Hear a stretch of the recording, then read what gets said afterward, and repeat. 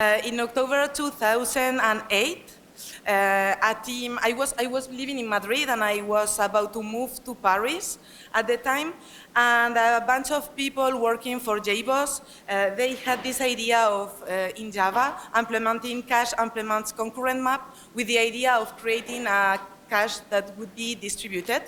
And today, in 2019, this is Infinispan 10, well, latest stable version is 9.4.12 now, and we are working on the Infinispan 10, and it's a data grid. So who is familiar with the word data grid? Please raise your hands, it helps me. So who is familiar with the NoSQL key value database? Yeah, okay, so we will see what it is, and I will explain this in this presentation. So who am I? I'm Katia Aresti, and I'm working remotely in a completely distributed team in Infinispan for 2 years now, remotely surrounded by guys. And I'm surrounded by girls at home, thanks to my husband that is looking after these two little monsters now, and I'm here with you, and I'm based in Paris. I'm involved in communities like Duchess France. I love programming, open source, and acting, and I'm a huge, huge fan of Harry Potter. So who is familiar with the Harry Potter universe here? Most of you, right? Well, and those who aren't, please do. So, as a Harry Potter fan, I can say a data grid is like the Severus Snape character. It's a word that might sound a bit scary, and you don't know if it's for you, if it's good, if it's bad, but once you get to know a little what it is, you understand that it's something very powerful, and indeed is very good for you. So, and Infinispan is a 100% open source product written in Java. So that's great, but if you need support, Red Hat is giving support in production. So, but I'm not a salesperson, so I don't have much further information on that. I'm a developer. So let's start from the beginning. So what's a cache? A cache usually is a library you will embed in your application in order to speed up access to database connections, web service that is slow, calculation that gets time, and we need this access to be very fast, so to speed up applications. And you can do that with Infinispan. You can just grab Infinispan as a local cache and use it in your code, in your application. So in general, what happens is that we won't have a single instance deployed in production. Usually we will have more. So if we have local caches dealt by each instance, we can have scenarios like if my request lands on the Potter 1 instance application, I will have my key 1 and 3 over there, but if my request goes to the instance 2, I will have a hit with key 1, but I will have a miss with key 3, so I will need to recalculate or whatever. And what happens if the key 3 is stale? It's not.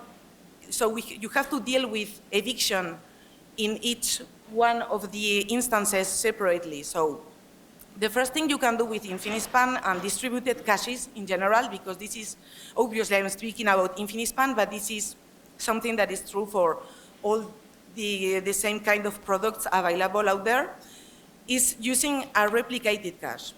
I'm drinking a little already.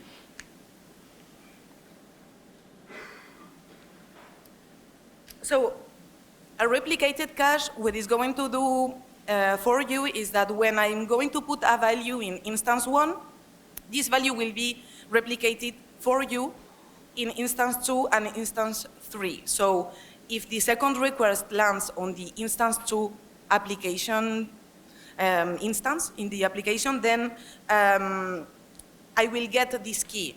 And so eviction, deletion, having a value for an amount of time, for example, for 30 minutes, all this will be handled by by you, so you are not going to deal locally with every cache thanks of this replication. But if we think it, here we have just three values, but in production you might need to have like millions of values in memory, right? So it doesn't scale much. If we are replicating this data, it's consuming a lot of memory. So here is where we can use a distributed cache. So a distributed cache will behave in a way that when I go to, my request lands on Potter 1 instance, requesting key 1, I will retrieve it. But if my request lands on Potter 1 instance asking for key 2, Potter 1 instance will say, hey, okay, I haven't this value myself, but I know who has it. So it will ask instance 2, and I will retrieve this value. So and this is happening very fast in memory, and it's very, very performant. And if you see memory consuming, it scales a lot. So what happens if I lose Potter 2 instance? Potentially, I'm going to lose key 2, the inflatus spell there. And maybe it's not a big deal. It will only cause that request coming to the Potter 2 application, the time I restore this value, maybe will be slower. But if I'm speaking about, for example, a website where I'm spending 30 minutes putting all the products I want to buy for my monthly courses, where I'm spending all my time putting all these products, the jam, the milk, and whatever, and then I'm going to pay. And at that very moment, the instance that's holding my data in memory falls down, and I'm going to pay, and there is no shopping cart after 30 minutes. So I'm not going to buy online on this supermarket anymore. And this is a true story that happened to me. So there is data that maybe we don't want to live forever or to be persisted in time forever, but it's quite important not to lose it.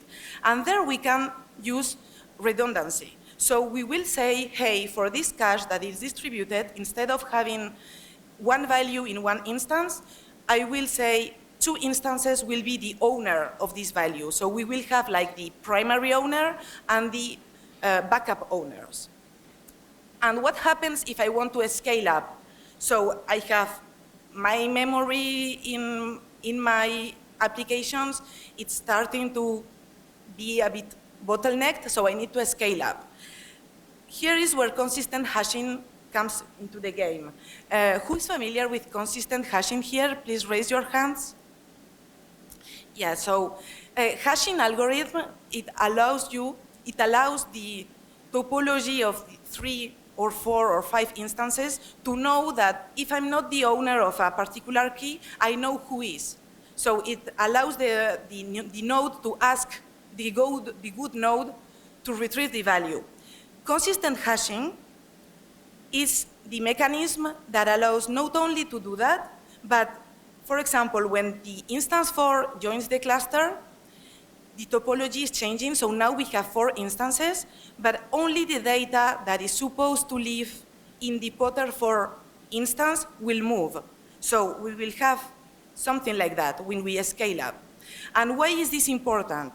This is very, very important because imagine millions of data in memory and doing a scale up and all the data that is shuffling around the network and traveling to relocate in a new instance. So having consistent hashing allows scales up and downs to be stable and better because otherwise the stability of the cluster will be a bit compromised.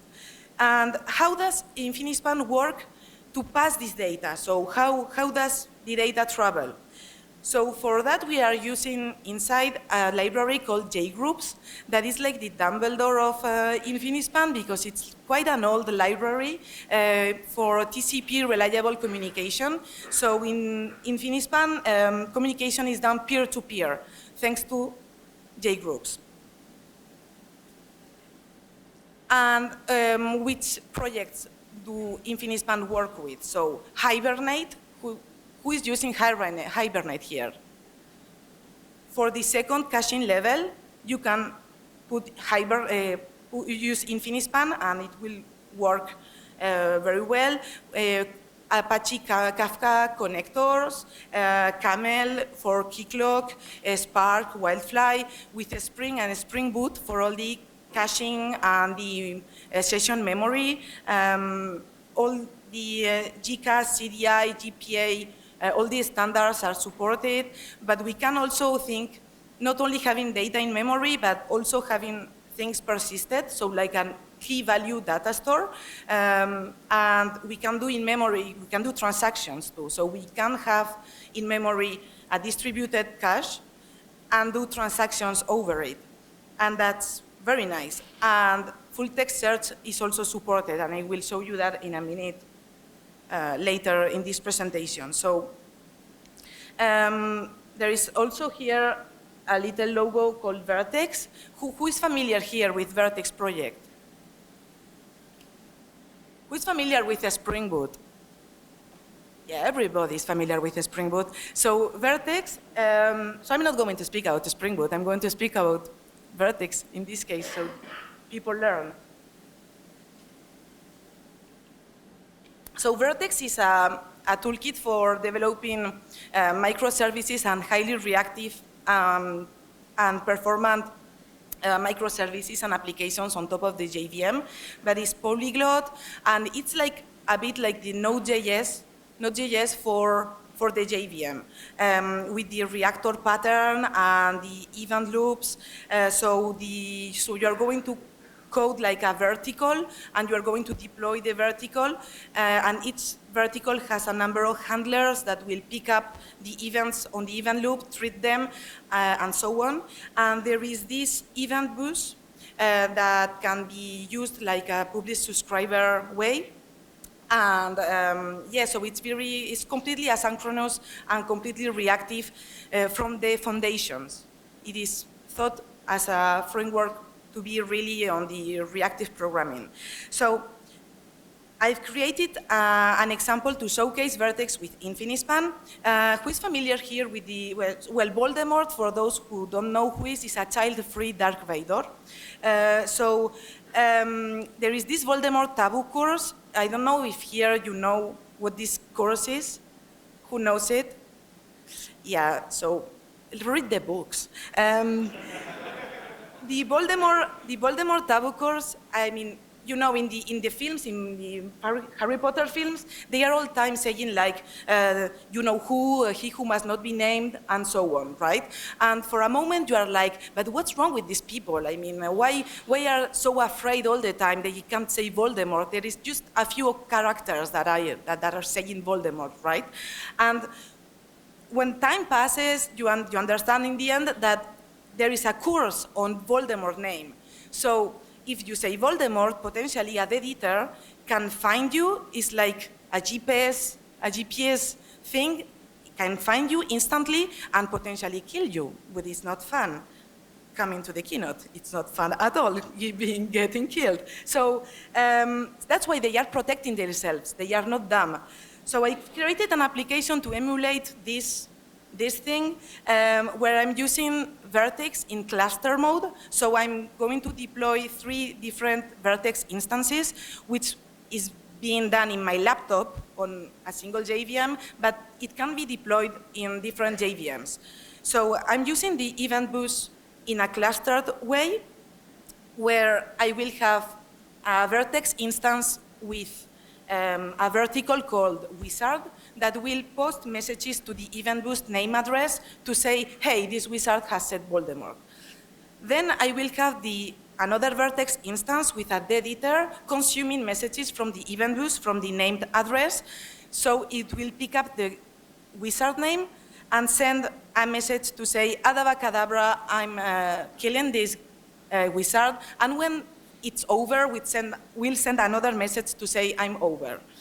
And then there is the Dark Lord watching and just monitoring what's going on.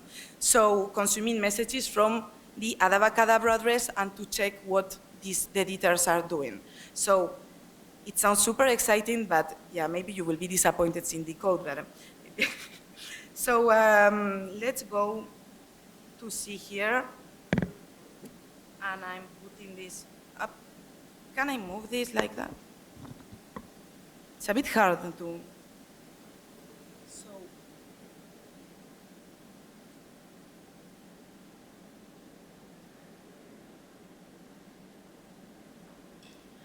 Yeah, maybe like that. So, up. So here, so to use vertex in clustered mode, you just need to start vertex, clustered vertex, as you see over there, and set clustered true.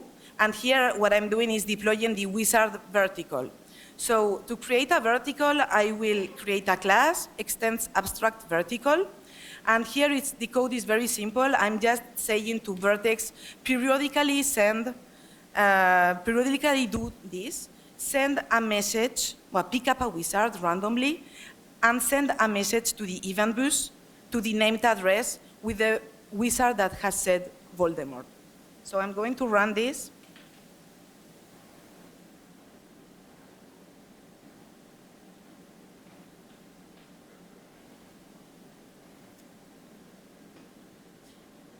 And yeah, so it's starting. So the editor will consume messages from the named address, pick up the wizard name, and cast the wizard. So this means essentially, if I'm not already casting a wizard, I'm starting a cast, a killing course. I send a message to the event bus to say, I'm casting this wizard. And after 3 seconds, I send another message, I'm over, I'm done with that. So I'm running that. So it's starting the editor one, cast over, and so on. And the Dark Lord is just consuming messages from the Adevacadabra address and login. So it's just here, the Dark Lord is watching, one is back from casting Neville, one casting a Hermione, and so on. So what happens if I want to scale up here at the editor? So I have 2 editors consuming messages and casting wizards. So I'm running a second one. So it's starting to work and pick up. So I have four vertex nodes clustered, and communication on the event bus is done underneath by Infinispan. So what I see here, for example, is that, oh, there is a problem. So, plot twist. So, 2 is casting Hermione Granger here, and 1 is starting to cast Hermione Granger, but it's been cast by 2, and 2 is not back yet. So, what is happening here is that 2 editors are arriving to try to kill the same wizard. And this is very dangerous because potentially they will kill each other. And we don't want that. And the Dark Lord is like, yeah, I don't want to be alone. So I want to send one the editor and after the other. So because I'm really the real Dark Lord here, I'm going to kill everything here. And so what can we do? So everything's stopped. So what can we do to synchronize this code of casting? So what I can do is, I can say, if I'm not casting a wizard with vertex, get share data, I can get a lock. So this is asynchronous result. And so if my asynchronous results succeed, I'm doing something else, I'm logging with the exception. So if I succeed, I pick up the result, which is a lock. So I've acquired a lock here. So then I'm picking up this code. So once it's over, here I'm going to release the lock. And if I restart, so wizard, the Dark Lord, first the editor, so has started, the editor started too, the Dark Lord who is watching, and I start the second editor. We can wait long enough to check that the alert is gone. There is this synchronization that is happening, so yeah, amazing, right? Yeah, and I'm going to kill everybody again, so because I'm over with this demo and coming back to my presentation. So maybe you are like, okay, this was very interesting, but what's the point here? So first point is that there is life beyond Spring Boot reactor to create JVM reactive applications. And don't get me wrong, I love Spring, I love Spring Boot. I'm the main maintainer of Spring and Spring Boot integration myself with Infinispan, and I love it. But Vertex offers another programming model. It's very fast, truly reactive, more lightweight, and it can fit other needs. So it's a framework to be considered. And I'm also the main maintainer of the integration with Vertex. So the second point is that we are using Vertex in library mode. Each application is embedding an Infinispan inside, right? So when you saw I do for Vertex.get shared data and I pick up a log and all that, that's Vertex API. But underneath, what it's using is a clustered log API I developed myself 1 year ago, more or less, which is great confidence on myself, tagging it as experimental, but because it was experimental at the time, but it's not experimental anymore. And it looks like, it feels like a Rentrant log, right? But it's completely asynchronous and non-blocking. And the idea of this log is that today it allows to synchronize code among Infinispan instances. So it's not for synchronizing threads. And the message I want to pass saying this is not, yeah, you can do this kind of, you can create this kind of libraries yourself. That's not the point. The point is I use it. Most of the APIs I used to build this log are public APIs. I mean, there are a lot of things you can do with Infinispan and the APIs available there, and it's very powerful even for the craziest use cases you can imagine. Maybe it can fit your needs. So, and the last thing is that when you are then embedding your data, embedding state and data this way in your application, you need to consider and be aware that your application is not stateless anymore. Your application is stateful. So you cannot pretend to scale down and scale up things like if there was no tomorrow and pretend that everything is going to be fine. Yeah, you have to be careful of your data. And yeah, and someone will say, yeah, but we are told to do stateless applications.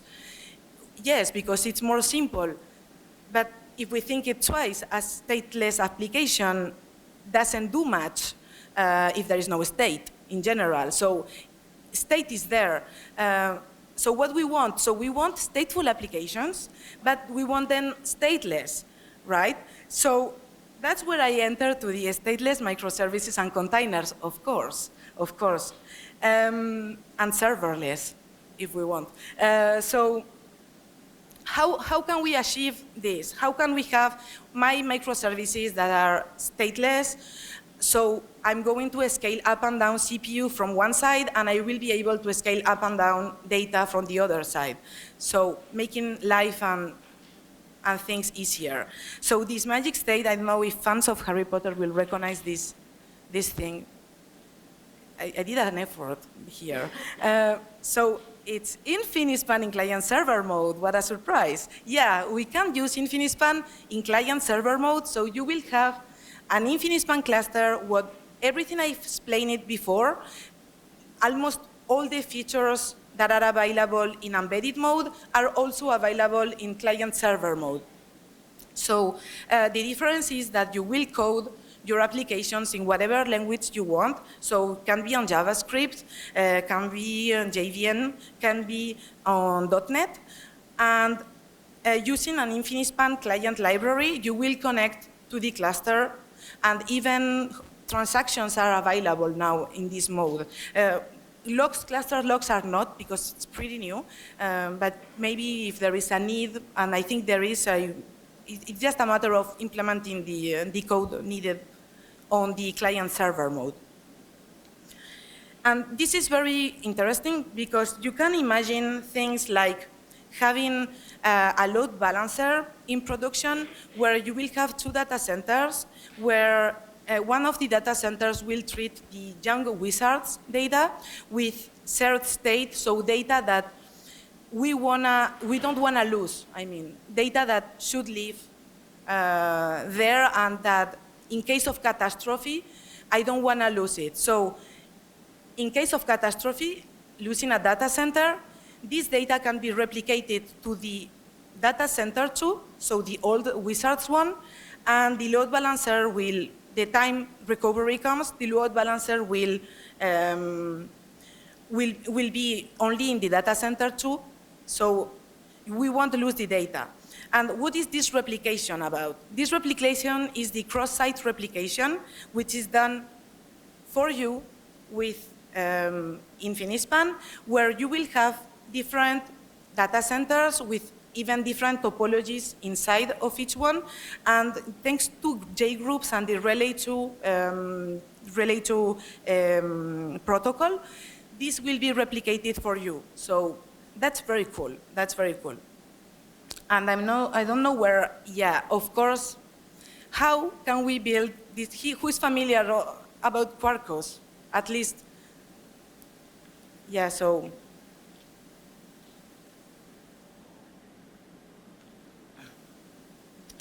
So, yeah, for a while, from years from now, we were like fighting a lot on which JVM framework was the proper one to create applications on backend. And for a while, we were like quite calm.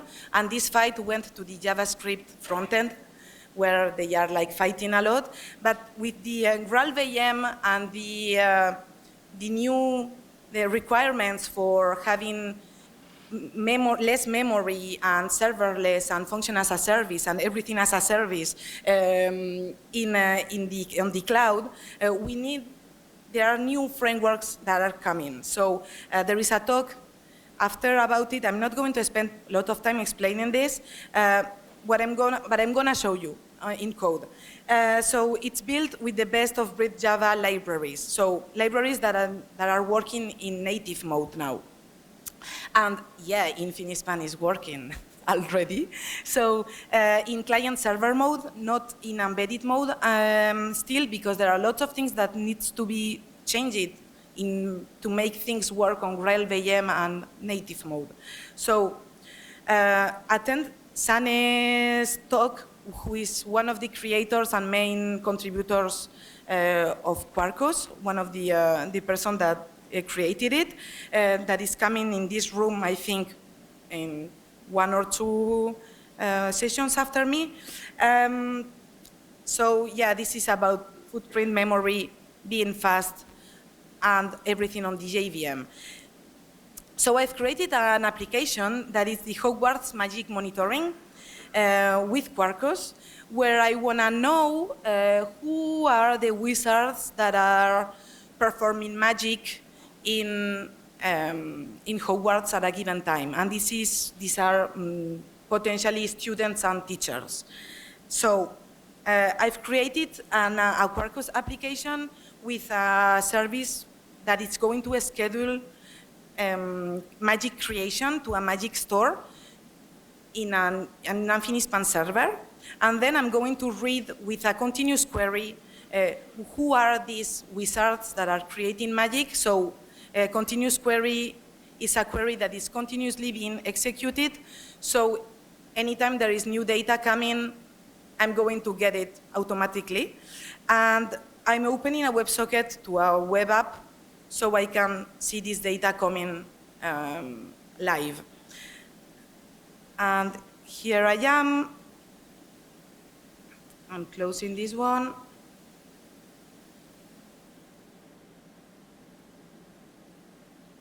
So I closed the editor with a mistake.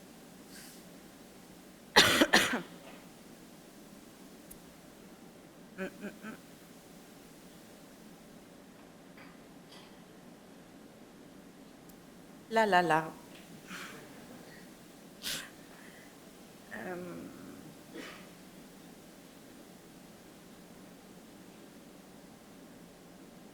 So here view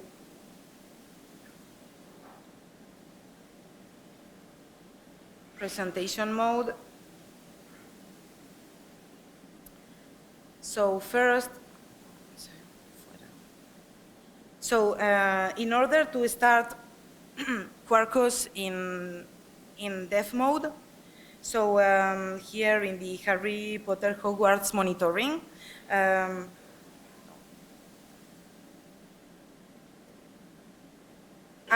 I can do Maven package,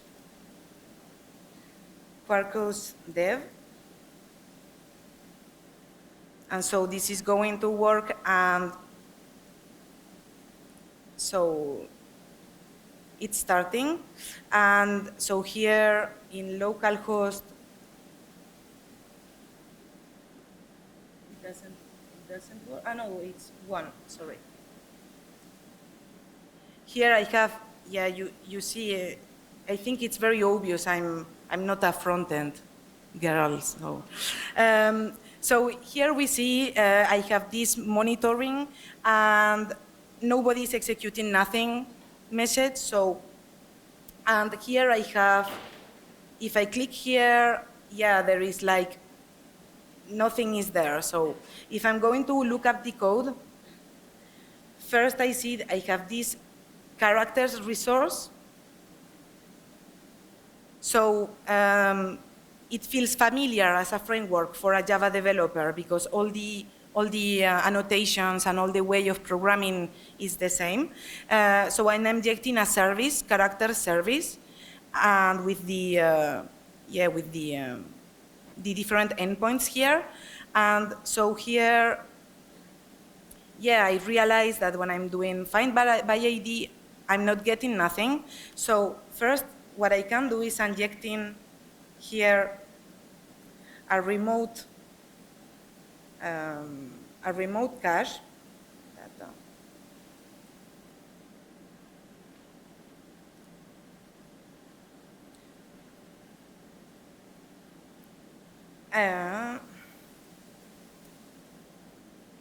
So this is injecting and here I can do characters get with the ID, and let's see if this works. Yeah, so it works. I have, my data is there, it's just my services that didn't work. So if I'm coming and I'm doing it in an asynchronous way, which is this one, where, yeah, I have completed future with the get async method, I can pick up the async result. And yeah, I don't know if you noticed, I didn't restart any server because there is hot reload. So that's amazing for us, right?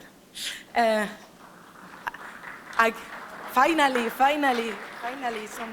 So another thing I can do is here, yeah, I would like to perform a full text search. So this service here. So what I'm going to do is create with search get query factory from the characters. So I'm going to create a query from the ASCII character having name like the full text search, or I'm going to find, the term on the name or the bio. So, or having bio, if we check here, it's name and bio, like the full text search. So instead of having here, I will have here, So I build the query, and I'm going to call this query here query.list, and with the characters, I'm just transforming it to pick up the name. So does this work? Yeah, so this is performing full text search into the characters. But what about the continuous query then that I've solved in my presentation? So here we see the WebSocket. So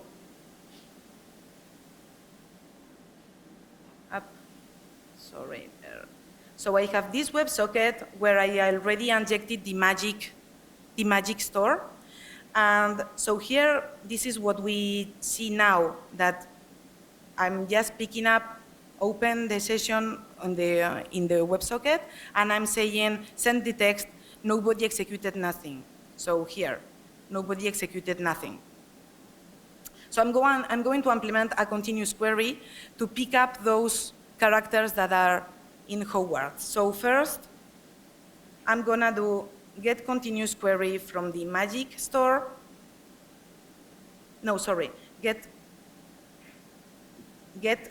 query factory from the magic store. And I'm going to create this query with from the ASP magic. So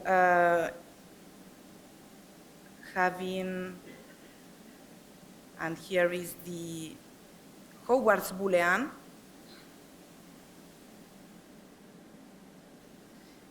True. And maybe I can just don't add this one right now, just I want to query everything first. So I build this query. I'm going to check the listener just after. I create a continuous query listener from the search, get continuous query from the characters or from the magic. I link this continuous, I'm linking the query with the continuous query listener. And so this listener will be executed anytime I have a new data coming. Result joining will be executed. So I'm going to push this data.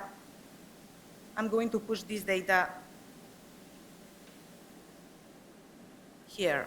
So value caster and value spell. And now I'm getting everyone. So yeah, I'm getting everyone. So like not only Molly Weasley, that is not a student, neither a teacher. So there I can just perform a better query here saying having, so Hogwarts, true.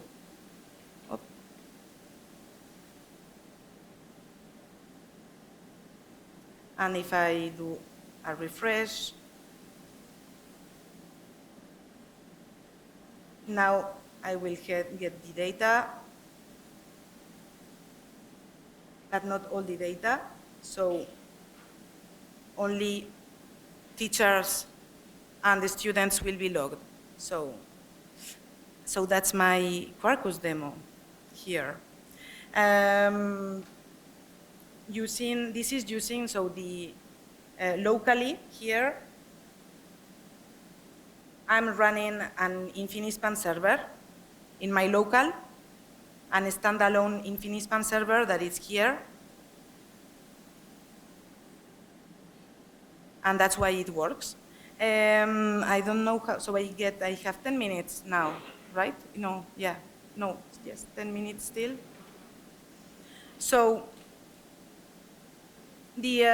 now what we have been using here is the Quarkus with Java client and the hot rod. But what is interesting from Quarkus, so I'm going to come back to the code just for a minute, is not only this way of programming, is that I can run, for example, here, so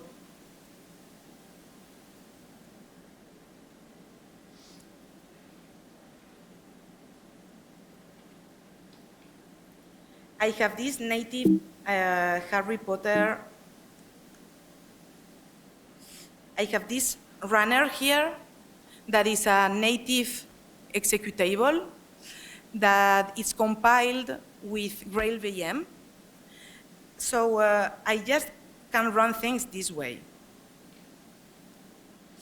And this means what Sane will explain deeply after, less memory, fast start, and this means that if I want to Dockerize this application, my Docker file will look like something like that, where from CentOS, and I just have a runner, and I expose the web app port, and that's all. I don't have from Java JVM. My container doesn't need the JVM running. So that's very cool, right? And what I've done, and so I have I have 2 images, so I'm closing this. I created 2 images in Docker that I deployed in Openshift. So here in a Harry Potter demo where I have a wizard's magic application instead of this one. So yeah, the Harry Potter monitoring is not deployed, and here is the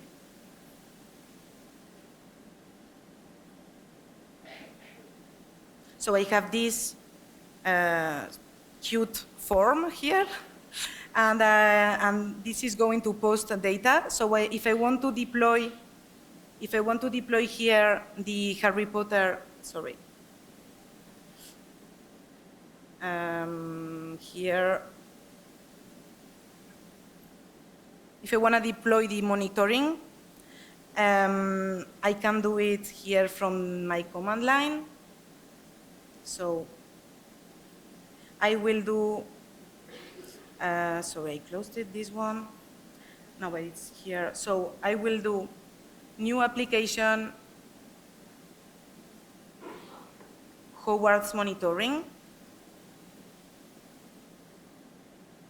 Hopefully it will work. Because I don't know why I did that.